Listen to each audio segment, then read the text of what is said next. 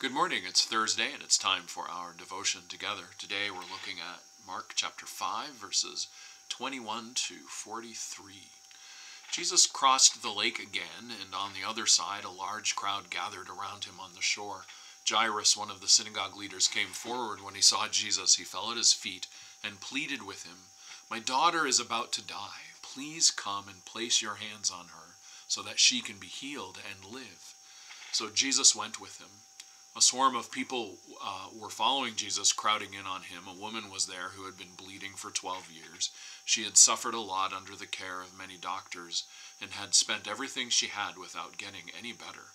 In fact, she had gotten worse. Because she had heard about Jesus, she came up behind him in the crowd and touched his clothes. She was thinking, "If I can just touch his clothes, I'll be healed." Her bleeding stopped immediately, and she sensed in her body that illness had been healed. At that very moment, Jesus recognized that power had gone out from him. He turned around in the crowd and said, "Who touched my clothes?" His disciples said to him, "Don't you see everyone in the crowd pressing against you? Yet you asked who touched me." But Jesus looked around carefully to see who had done it. The woman, full of fear and trembling, came forward. Knowing what had happened to her, she fell down in front of Jesus and told him the whole truth.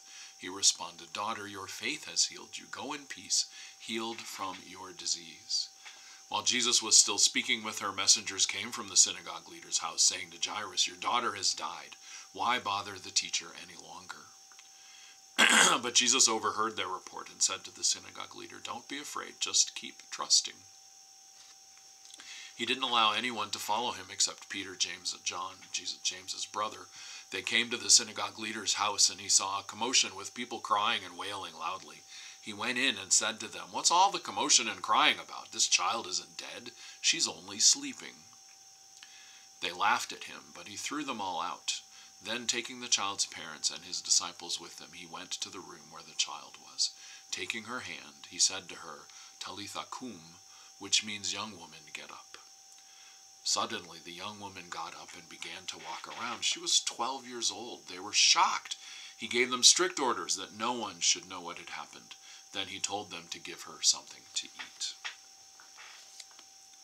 Healer of our every ill, light of each tomorrow, give us peace beyond our fear and hope beyond our sorrows.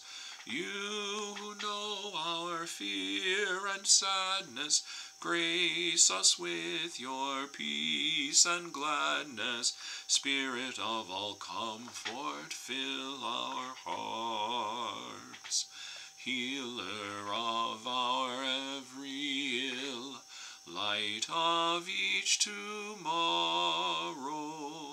give us peace beyond our fear and hope beyond our sorrow.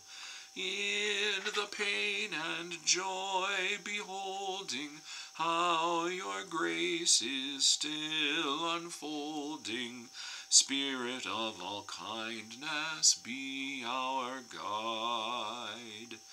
Healer of our every ill, light of each tomorrow, give us peace beyond our fear and hope beyond our sorrow. You who know each thought and feeling, teach us all your way of healing. Spirit of compassion, fill our heart. Healer of our every ill, light of each tomorrow, give us peace beyond our fear and hope beyond our sorrow.